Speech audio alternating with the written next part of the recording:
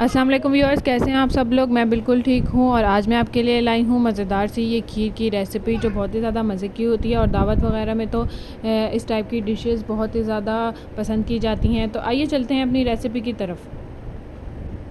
बिस्मिल्लाहिर्रहमानिर्रहीम। जी, तो हमने ले लिया है ये 2 किलो दूध। इसमें हमने इलायची डाल के या आप इलायची का पाउडर डाल के इसको बॉईल कर लें, जो भी आपको पसंद हो। साथ में हमने ले लिया है ये 1 प्याली चावल के। अब हम इसको ग्राइंड करके और इसको अच्छी तरीके से धो लेंगे। चावल हमने ग्राइंड करके धो लिए थे और ये हमने अपने दूध में शामिल कर दिए हैं। चावल डालने के बाद आपने थोड़ी देर के लिए चमचा इस तरह से हिलाना है और लो फ्लेम पे आपने अपनी ये खीर 1 से 1.5 घंटे तक पकानी है। और थोड़ी थोड़ी देर बाद आप इसमें चमचा हिलाते रहें, उसको मिक्स करते रहें ताकि आपके चावलों के गोले ना बने।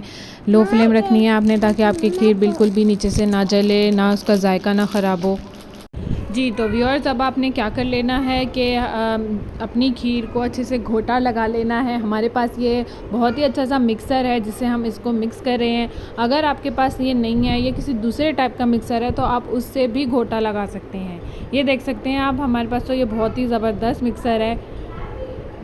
खीर हमारी माशाल्लाह से बहुत अच्छी सी तैयार हो चुकी है, गाढ़ी हो चुकी है। हमारे चावल भी बहुत अच्छे तरीके से पक चुके हैं।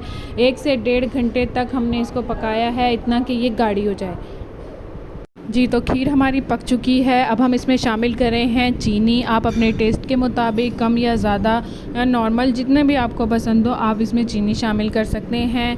पहले अगर आप चीनी शामिल करेंगे तो खीर की छींटें उड़ेंगी और इससे खीर पकाना आपके लिए बहुत ज़्यादा मुश्किल हो जाएगा। चीनी शामिल करने के बाद आपने इसको थोड़ी देर तक पका लेना है ताकि हमारी चीनी अच्छे से मिक्स हो जाए, हल हो जाए और फिर हम इसको डिश आउट कर लेंगे।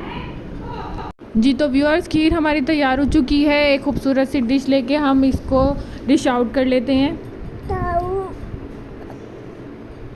मज़ेदार सी खीर हमने डिश आउट कर ली है। अब इसको थोड़ा सा सजा लेते हैं थोड़े से पिस्ते और बादाम के साथ, क्योंकि इसके बगैर तो ये बिल्कुल ही अधूरी है। पिस्ते और बादाम हमने चॉप कर लिए थे हल्के हल्के। अगर आपको कटे हुए पसंद है तो आप काट के डाल लें, कोई भी मसला नहीं है। इसमें आप देख सकते हैं कितनी मज़ेदार ये हमारी खीर लग रही है, बहुत ही ज़बरदस्त किस्म की। अब हम इस पर लगा देंगे ये चांदी के वर्क, जिससे इसकी रौनक में बहुत ही ज़्यादा इजाफा हो जाएगा।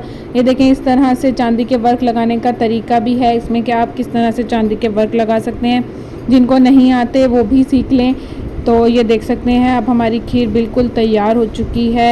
अब हम इसको ठंडा करने के लिए रख लेंगे, क्योंकि ठंडी ठंडी खीर खाने में तो बहुत ही ज़्यादा मज़ा आता है। अगर आप हमारे चैनल पे नए हैं तो उसको ज़रूर सब्सक्राइब करें, लाइक करें, कमेंट करें, शेयर करें। कल फिर हाजिर होंगे एक नई रेसिपी के साथ इंशाअल्लाह ताला। अल्लाह हाफिज़।